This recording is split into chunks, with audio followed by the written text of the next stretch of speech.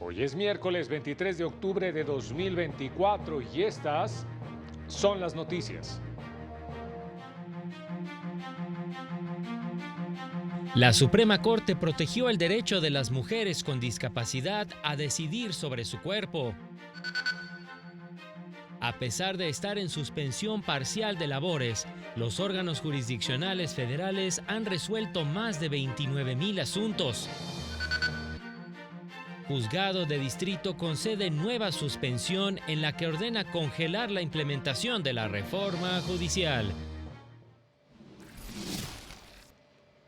Hola, ¿qué tal? ¿Cómo le va? Qué gusto saludarle. Muy buenas tardes, bienvenido, bienvenida a la información jurídica más importante, pero también y sin duda la más relevante de México y de todo el mundo. Soy Oscar González y a nombre de todo este equipo de trabajo les saludamos con mucho gusto. Eusiri Rostro en la interpretación en lengua de señas mexicana. Mucha información, desde luego, la que se ha generado en las últimas horas y la cual le tenemos lista, preparada ya, pues por supuesto, para los próximos minutos.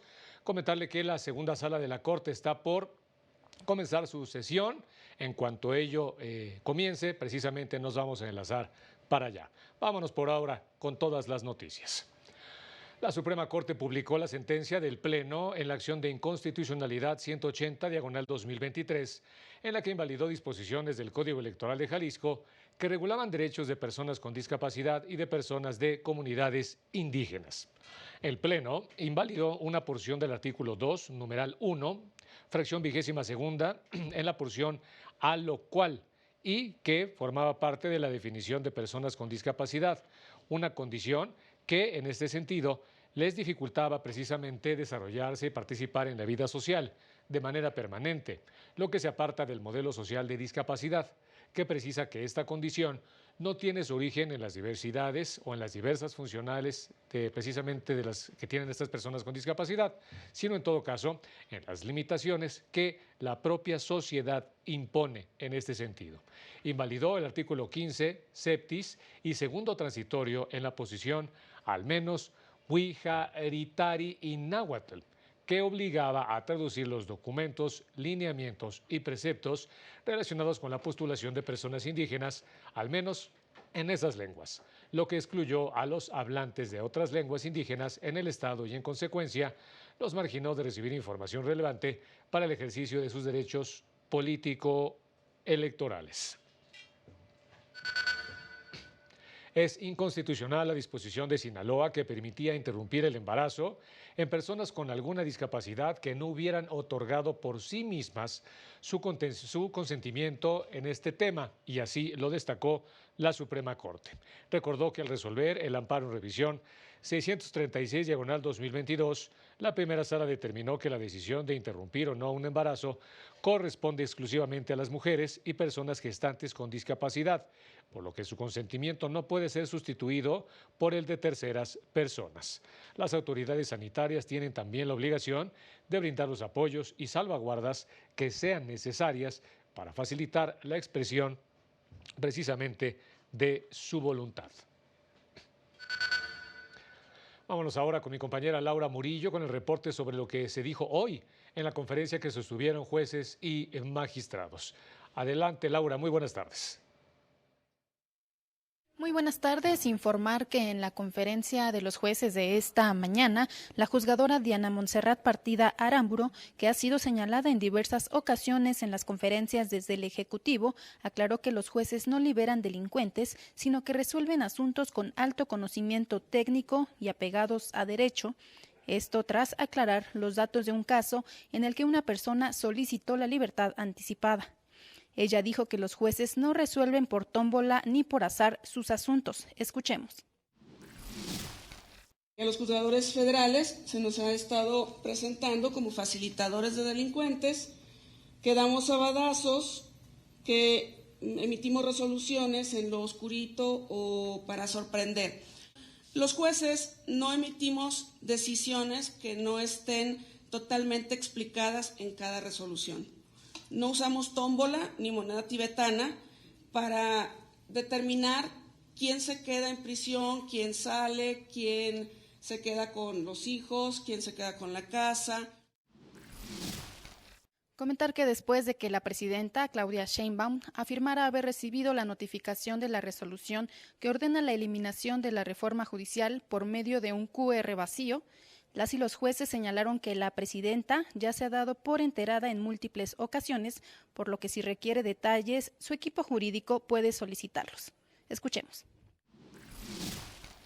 Aquí el tema trascendente es, ¿está enterada o no? Está enterada, ella misma lo ha hecho público.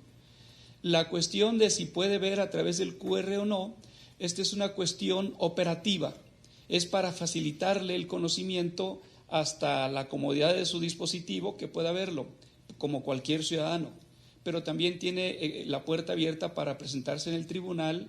Desde luego no pretendemos que la presidenta lo haga, pero a través de su equipo jurídico para que se imponga no solo de esa decisión, sino de todo el expediente, como lo hace cualquier ciudadano ante cualquier juicio.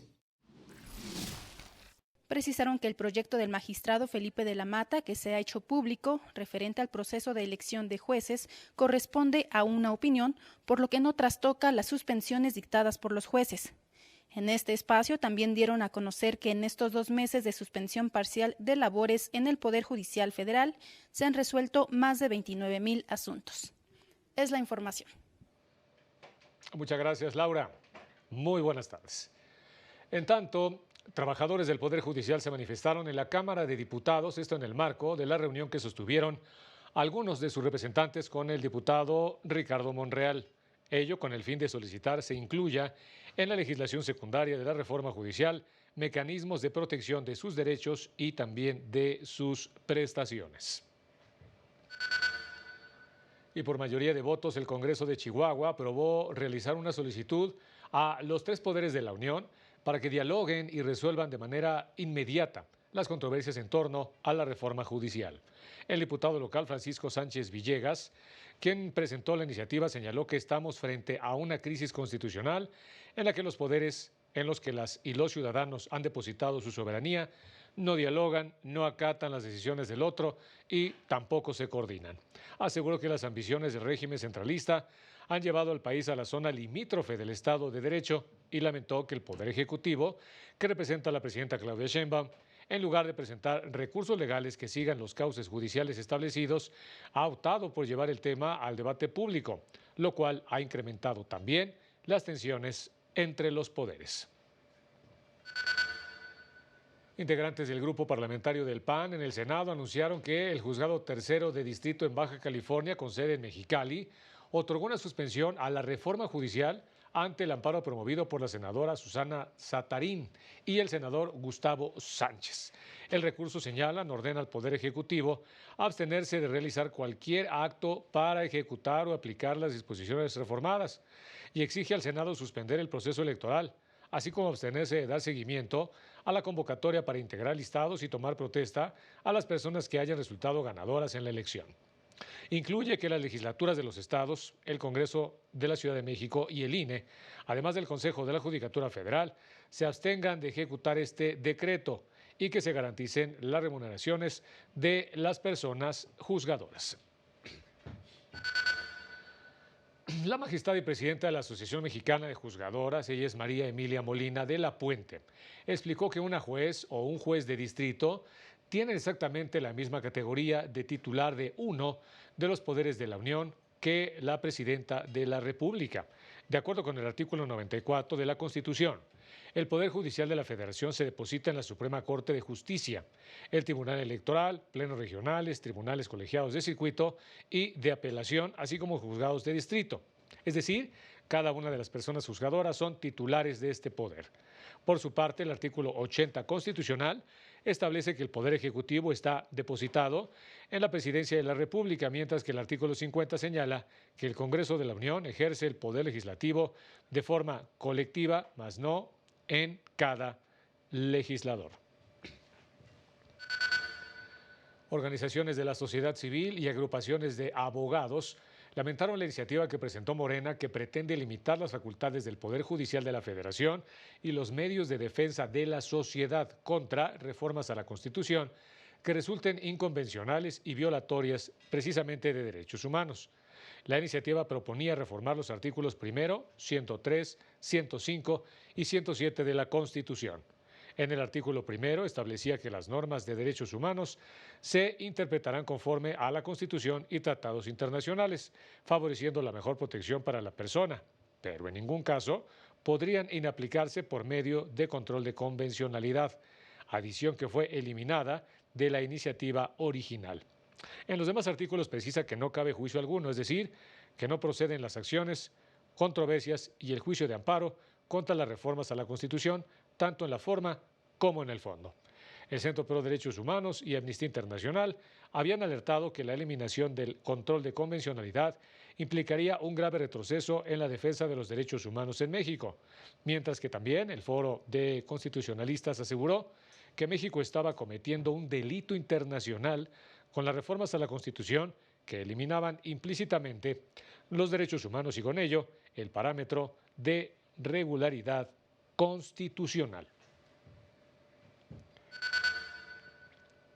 Especialistas se pronunciaron a favor de establecer mecanismos que garanticen el acceso a la justicia a sectores vulnerables y marginados, esto con el fin de que puedan exigir la protección de todos sus derechos.